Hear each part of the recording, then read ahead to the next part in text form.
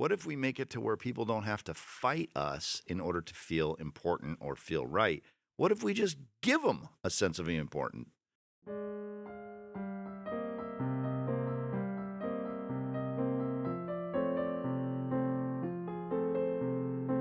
Hey everybody, welcome to the Jeff Heilman Project. This is the month of February, and we have got an exciting month of episodes planned for you. It is the Love Month, and so since it is the Love Month and we like to recognize love in all aspects, this next few weeks we're going to be talking about love and getting maybe a little bit more what are the trendy people call it now? Hyper specific. We're going to get hyper specific about love. Like this week, we're going to talk about love in the workplace. Next week, we'll be talking Love about in the love and workplace. marriage. And then we're going to continue on the conversation with love. And so before we get started talking about love, I am wearing pink.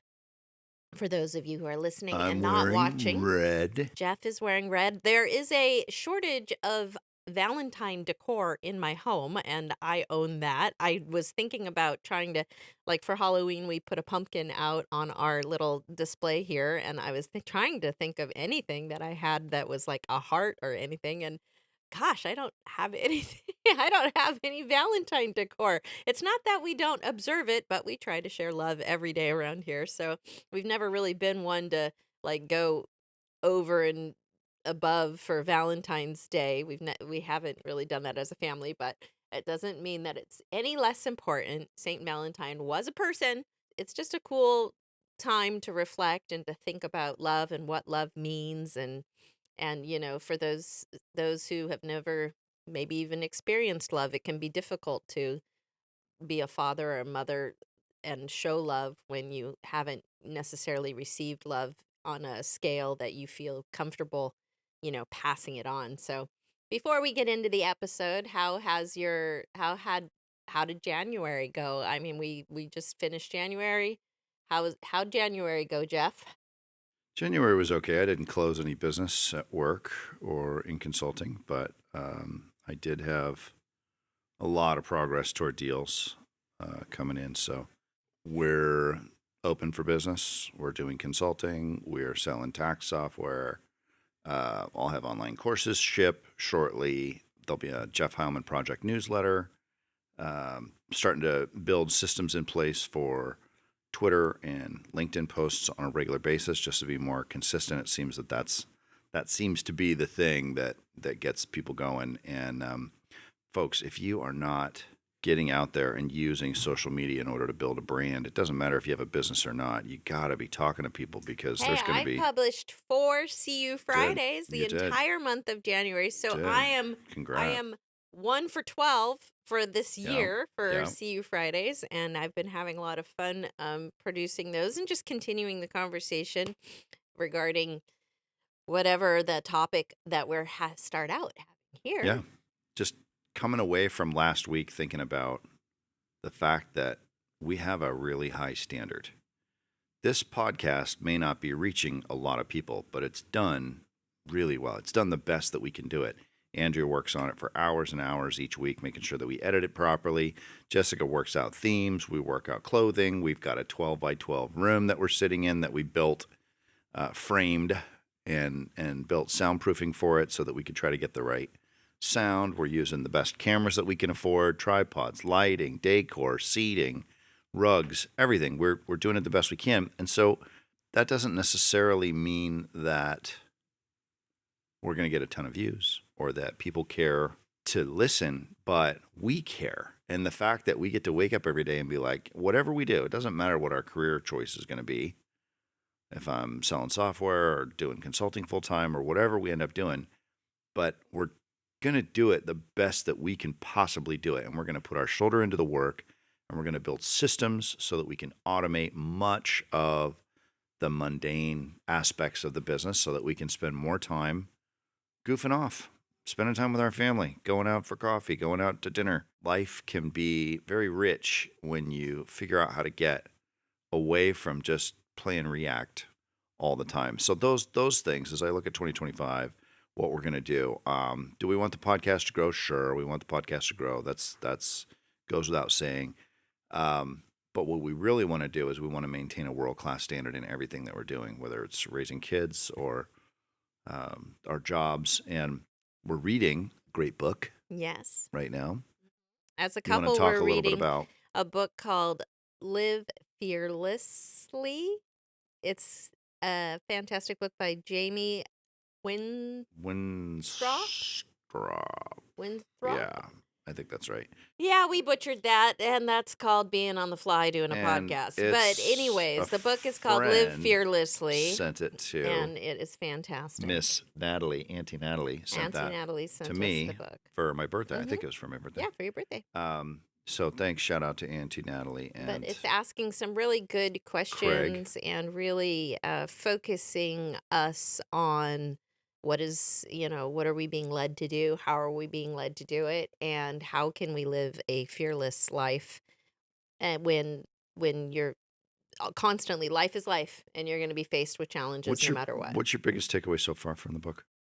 Well, the biggest takeaway that I have so far from reading the book is to be honest and to be truthful with yourself, but yet not to be condemnatory towards yourself, to be able to look at things the way that they are. Not, Tony Robbins talks Yep. about not any worse than things are, not any better than things are, but just look at the way that things are. And then, you don't have to react to that. You can just say, I want to do something about it, or, look at that. Eh, Look at that. it could be some meh. Yeah, so like it's okay. It's okay to have some areas in your life where you go, well, what do you know? And then just move on and keep moving and keep moving forward. Like not everything has to have drama attached to it. Not everything has to be some major ordeal. It's just like, oh, look at that. I probably shouldn't have done that, and that's okay.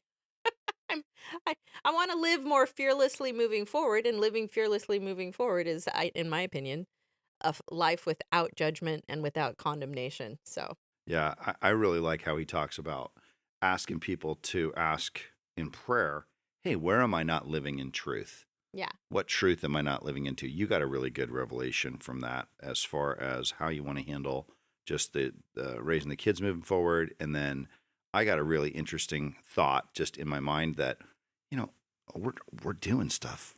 We're doing stuff. We're doing something. We do this podcast every week. We reach out to people. We're coaching people. We're reading and studying. I've got a typewriter with 3x5 cards, and I go through Bible scriptures with them every day. And like we're doing a daily Bible study. I go to the gym every day. You go to the Peloton every day. Like we're doing stuff at a really, really high level. The best that we can do it. We're putting our shoulder into the work, and we're evolving out of this time when we don't have little kids underfoot for the first time in 25 years. Yeah, for anybody who's following me on social media at Jessica Builds or isn't following me on social media, I'm in the middle of a challenge. I'm in day 17 of a 25-day challenge to ride the Peloton 20 miles a day. And She's doing it, I'm folks. doing it. I'm on day 17. It's Thanks to our next door neighbors who work for Peloton. It's definitely a lot of work, but the hardest part of it is just making the time to do it. And then I feel like I'm going through this challenge so that I can learn that, well, if I can make the time to do this, Yeah. then I can certainly make the time to do like a 30-minute class and not complain about it, moving forward. So Yeah. I'm going to continue, I think, this year with the theme of 20 something for 25 days, and I'm still kind of praying about like what's the next one. Yeah. I had some suggestions of like 20 pages a day for 25 days. I'm toying with like 20 sit-ups for 20 a day for 25 days, although I cannot even do one sit-up right now because I have no abdominal You have no abs. strength. I'm praying that the Peloton riding will get me closer, but you have 7 babies and there's no condemnation there, but Nope. There's yay. no condemnation. So, along with the theme of love, and the reason why I wanted to start off with love in the workplace isn't necessarily romantic love. It's about, love is so many, like, I love my latte. I love my dog. I love my kids. And Agape. yeah, exactly. So you use one love can mean so many different things. And definitely in the workplace, respect and being able Yeah, to be kind, but yet, firm. Like sometimes being firm is a way of loving somebody else. So you have got a lot more experience in the area of, you know, what to do, what not to do, how to express love, how to be, Christian or even Buddhist or Hindu, or like to be I able don't have to, much experience being Buddhist, but well, to be able to participate in the mutual respect and love of one another, which yeah. transcends all religion, is my point. So how do you how do you work through a situation that is disagreeable in the workplace and maintain a posture of, you know what, I'm going to love this person regardless of them, being nasty or whatever. Like, what have you found to be the best way to be able to have love at the workplace, to create an environment of mutual respect and love in the workplace with your Um, peers? well, first of all, mutual respect comes from self-respect, Mhm. and I love myself. I think I'm amazing because I'm a child of God, created in His image. Just like all of you listeners out there are awesome. We don't think we're more awesome than you. We just don't think we're bad. We think we're great. We think we're created in God's image. That we're the most amazing creation under God's green earth. And so, because of that self-respect and self-love, um, it's pretty easy to love other people. The other thing is we've studied self-love and respect. People are trying to feel important. They're trying to love themselves. They're stretch it. It's a driving human need. Nietzsche, I think, said that all people drive toward the will to power. Viktor Frankl talked about the will to meaning, having a sense of meaning to your life. So I think Dale Carnegie says it a little bit differently, that all people have a driving need to feel important.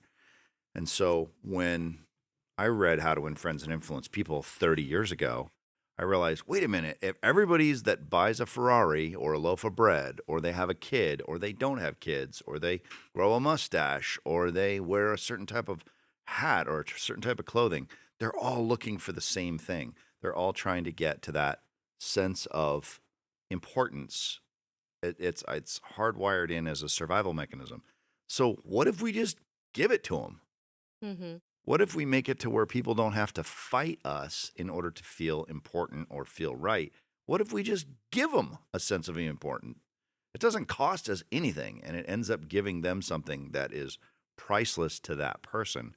So, understanding the strategic advantage in communication and negotiation, in trying to help people sincerely feel important, being interested in them, I think is part of it. And then, as far as disagreements go, there are some people who just like to argue. Mhm. You say up, they'll say down. You say down, they'll say up on different days, and they just like to argue. But those people are few and far between, especially in the faster moving high tech companies. Let's talk about, I think this is in Jamie's book, Living Fearlessly. He talks about how he had been in Afghanistan for such a long time, and he's a police officer. No longer, he's a retired police officer now. But he had been doing militant work in Afghanistan, and he said in where he was, when you get a taxi there, Oh, you get in the front seat. And then when you get a taxi, as you get in the front seat, if you want to talk to the driver, you put not your left hand, you put your right arm, you cross your right arm and you put it on their leg. And then you pat their leg, like, you get in the front seat of a taxi, you pat their leg, and that and lets and them and that lets know. them know that you want to get to know them better and talk to them, like start up a conversation. So he ends up coming over to United States, and he's been gone for so long that he climbs into the front, hails a cab, climbs in the front seat, puts his right hand over onto the knee of the taxi driver, and the taxi driver like freaks out, like, "Oh my God, what are you doing? You're touching me." And the reason why I'm bringing up this story is he was using it as an example of like he had broken kind of the societal rules, um, and it it leans to permission, getting into the permission state. Could you talk a little bit about being in the workplace? And it's so important, I think, for people who are getting their first job or who have been struggling and continue to find themselves, getting let go from a company to understand what getting to permission means. I think we learned initially from John Maxwell about getting to permission, the permission state. And so Jamie talked about having a formulaic conversation versus Oh, yeah. generative conversation, which is really super important. But then I think that if we could just maybe put a pin in that and really drill down on getting to permission because that's so Yeah. I important. mean, What does it mean to get to you and I permission? read a lot. I had a quote that I put from J.K. Rowling into a Teams message to a colleague earlier today. And I just thought about it. Like, nobody sends me quotes. I send quotes to everybody all the time, all day, every day. In everything I'm doing, I'm using stories, allegories, quotations. Jesus taught in parables, so we're Jesus kind taught of in parables, and I, I, we're I kind of I shown think an that example that there. worked pretty well for him. So when I think about permission, some things you don't need permission. You don't need permission to quote somebody famous. I think you need permission to go after something that somebody's doing wrong, or I don't think you necessarily need permission to tell somebody they're doing a good job. But if there's corrective things or things that you think that you could really help somebody do, um, I know that my mentors have always made sure they're really, really careful when applying correction. And they typically say, you'll probably get a better result if you do it like this. And I love that. I love hearing it that way because it's like, you're doing this wrong, you're dumb. That doesn't work. And it loses any permission you might have from somebody. Also, if you think about John Maxwell does a great ladder on why people follow people and the levels of influence. One is like the lowest level, like I follow you because you're my boss. I do what you say because I have to, right? Number two is I follow you because you're my friend. I'm going out with a buddy tonight, and I would go with him anywhere, right? If he wants to go out, I've got the free time. Let's go. He's my buddy. We love him. Um, but then he's also a performer. He's a very, very successful professional athlete. He's very successful in business and a good, close personal friend, but he's really done a lot. And so I respect him. So that gives another level of permission. And then number four is what you've done for me, right?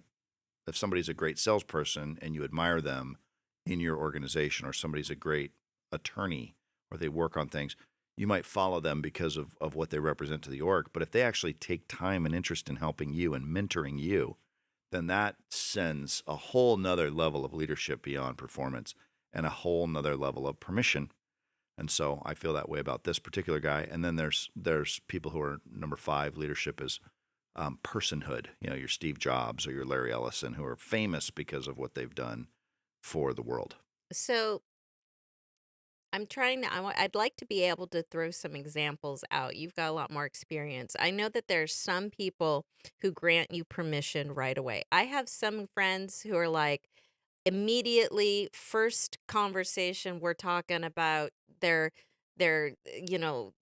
uncle who died in Vietnam and he did this and this and like it's like you can ask me anything, we can talk about anything. We're super open like right from the beginning. And then there's some people that are like walled shut. And so when we're talking about getting to the permission stage, sometimes that's going to take a little bit longer before you can really get to the heart of the situation. And so I'm bringing this up like in business, can you maybe tell a story or give an example of a client who was like right away, let's go, and you have full permission, full access, versus one that you had to kind of finesse a little and work a little longer and like take some time with in order to get to permission, and then now you can do something because now you've been given permission. Yeah. I was dealing with a particular person in a C-level role in technology, a CIO technology of a particular healthcare facility. This person would not take calls. Would not take calls. Called, voicemail, email, paper mail, called his friends, and he basically said, you're why do you keep calling? And I said, well, you're spending $1.5 million a year with us, and I'm on your payroll. I'm one of the most expensive people on your entire staff, and it would not be good for me if it would not be good for you if you're spending all this money and you have no rapport, no relationship, don't know who to call. And so it appeared that, and he was really pissed off that I would not leave him alone. But he's a customer. I'm working for Oracle. They're buying $1.5 million worth of stuff from us, and he has no way to get a hold of me or anybody else if anything goes wrong. And he's got systems with patient records and financials running on our stuff. Now, do I want to sell him more stuff? Absolutely, I want to sell him more stuff. But that's not going to be your My first agenda conversation. is clear. I want him to buy more stuff from us, but I don't want to buy more stuff just to put money in my pocket. Like, he's got to need more stuff, and he's got to tell me what he needs. I've got to have a back and forth dialogue in order to do that, and that relationship should be beneficial. So I basically shamed him into taking a phone call. I said, "You're spending $1.5 million a year with us. I've been trying to reach you for 9 months. If you don't want to take my calls and you never want to talk to me, that's fine. But it might be worth taking 15 minutes just to get to know the guy you're paying $1.5 million a year to keep your systems running." And he couldn't say no to it. He's basically like, that makes sense. that makes too much sense for me to keep saying no. And as soon as we had that first meeting, and I said, "You're doing this. These areas are growing. I've talked to, over the last 9 months, I've got to know 35 people inside your organization. You've got problems here, here, and here. We're trying to fix those. We've got problems here, here, here. We're trying to fix those. These things are going well. It seems like your core metric is doom, doom, doom." And he was just totally and completely blown away. In less than 5 minutes, I was able to disarm his.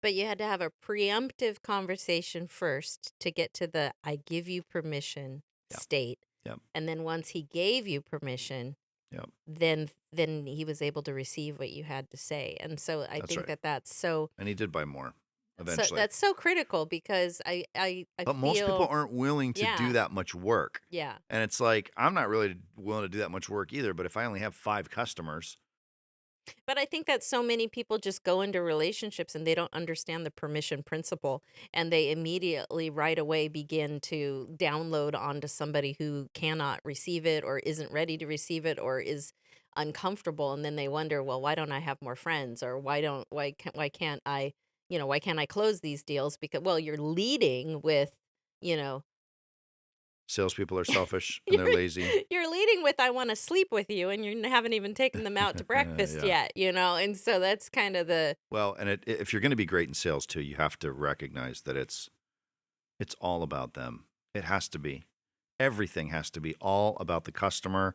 And if you so much as offer anything interesting or things that are on your agenda that doesn't have to do with what they're expecting, which is you're going to sell them something, watch out, because you're in no man's land there for a period of time. So I learned that. I was doing a consulting gig that was 7 or 8 months in long, and I'm talking with this guy, and we had great rapport, and I shifted the conversation at the very end to something that I wanted to talk about, and he was like, "Well, I gotta go.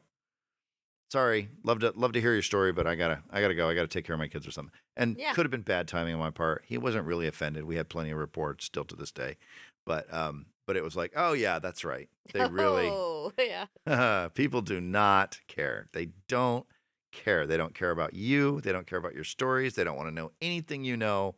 All they want to know about is them and what's in it for them. And that is not a part-time thing.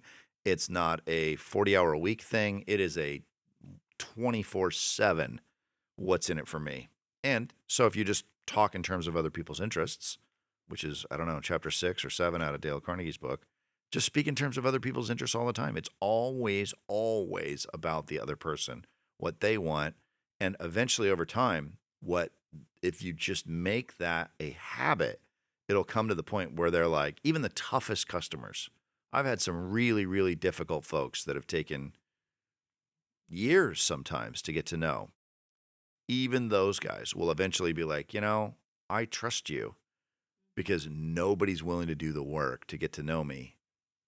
And I'm actually a really good guy, but I'm going to have my defenses up when I'm on the when I'm on the buy side because I'm trying to protect our pocketbook on things. And it's so interesting, the juxtaposition between doing what we're doing right now, like with this podcast, is part of the reason why people build brands or become content creators or influencers is through their authenticity and their vulnerability and the being honest and open and saying, hey, I screw up and this is what these are the these are the errors of our past.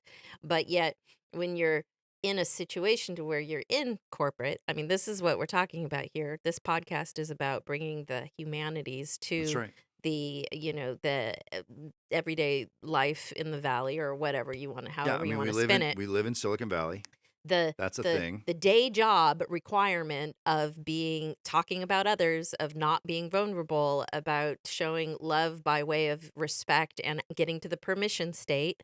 It's a few episodes back we were talking about the dance, about being able to get to where it's all rhythm and it's all about getting to the permission state before you can have somebody be able to receive the message. And yet here we are in the podcast booth, being vulnerable, opening ourselves up and saying, hey, we want to be authentic and we want to be able to help other people.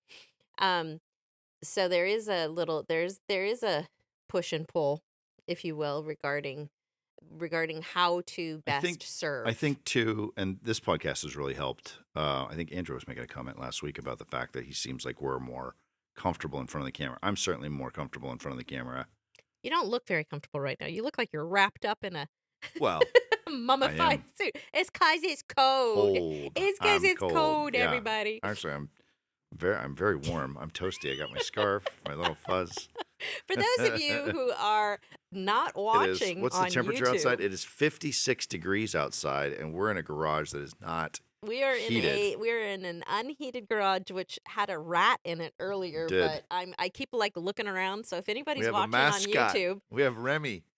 We have a we have I'm a like looking mascot for the. up, but I think Yeah. it was just cold and it's been It's raining, cold, and and it's so trying to get his I'm sure he's trying needs to get met. his needs Yeah. met.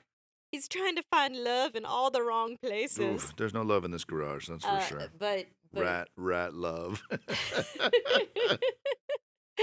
um as far as like love in the workplace, it's a catchy thumbnail, it's a catchy title. I've never actually dated anybody that I've tried to work with. I mean, I think we pretty much have all experienced that that's the thing that we like kind of stay away from. But I think that it is important in building rapport and relationship to come off as being somebody who genuinely cares, like a Yeah. client, like Sarah Blakely talked about. She's so awesome. If I you want to be just like if Sarah you just Blakely when I cared grow the up. most, She's the founder of studette. Spanx, Yeah. what would happen if we all just cared the most? Yeah. And that comes from self-love and self-respect Her and dad used to ask her at the dinner table every night, "What did you fail at today?" mm, He didn't ask her what she was successful at, how many sales she made, what she did right, what she learned. He just wanted to know, "What did you fail at today?" And he would always ask her, and she would always tell him. And it was his way of handing down that desensitization of failure. And I think we need to start asking ourselves, our kids, what did you try and fail at today? well, we went through it was pouring down rain yesterday. We went to the museum in San That's right. Francisco, that did a young museum, and I had two little kids. I have a 12-year-old. I had my 12-year-old and my 7-year-old with me, and we were looking at, there's a lot of questionable art, and there's a lot of like art, and I've always come to it from a position of all art is magnificent, all art is wonderful, all art is to be appreciated. And so being able to walk with them, because they're still like, what is it? If especially in the modern art, and it's like abstract, and it's like, I don't get it, and I'm working with them about like, how does it make you feel? Like, That's really good. I heard let's you just say that stand in yesterday. front of the art, and how does it make you feel? Yeah. And then we looked at one that was like one was like really, screaming. it was sharp teeth, and it was like very, emotional, that like and Teddy, my 12-year-old's like, I don't like it. scared. Like, I'm like, well, how does it make you feel? Like, let's talk about this art and how does it make you feel? And, it was interesting to see Nessie, who's just naturally very gregarious, and she's very bold, and she doesn't seem to be afraid of anything. And she was just like, you know, it makes me feel good. And I'm like looking at this painting, and it's like, okay. She's like, it makes me feel good and bad. I know. And I'm like, so it makes you feel all the feelings. She's like, yes, it makes me feel all the feelings. And she just couldn't help but keep going back. And there were some rooms, like there was some artists, sculptures and things that Teddy's like, I don't want to be here.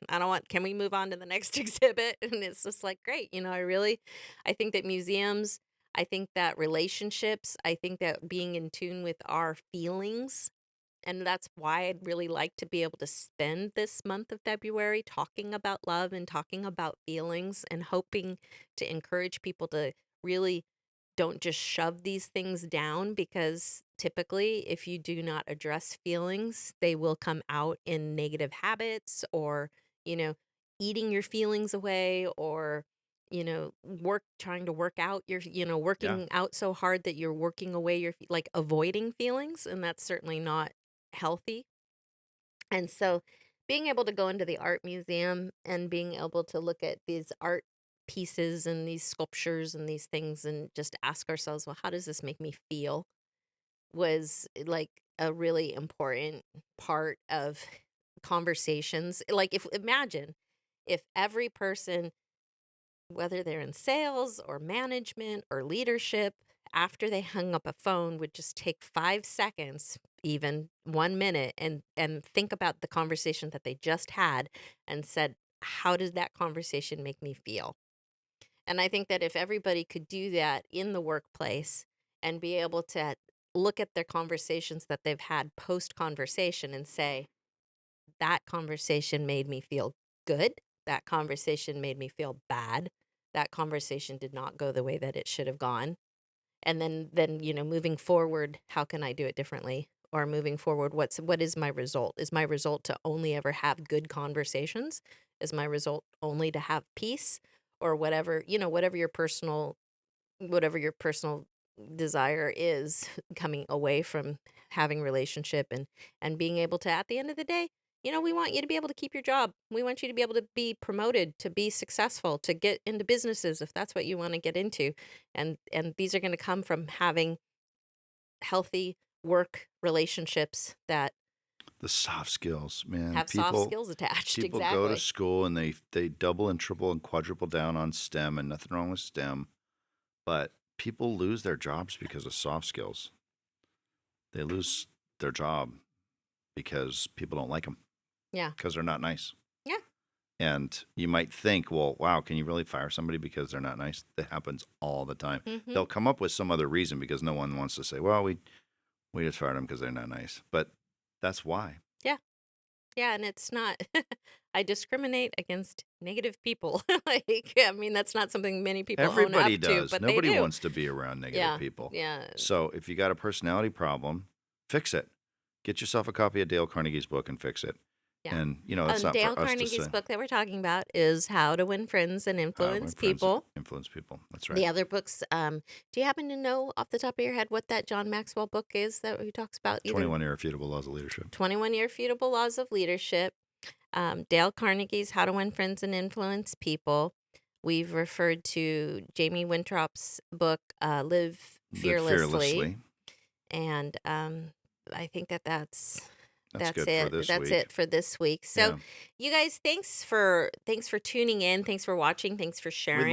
We love you guys. We We love this do. podcast. And we're going to talk We love the all results about that we're getting. love. And I'm not going to do a Tom Cruise and jump up and down on the chair. He's excited. We love Tom Cruise. I love her. But we are going to continue the conversation talking about love. And we look forward to being able to talk with you next week on the episode about love in marriage. And so that'll be a good one. Jeff and I have been married, just to let you know. Jeff and I have been married. We're going on our 29th year. we are in our 29th We're year. in our 29th We'll be in our year. 30th.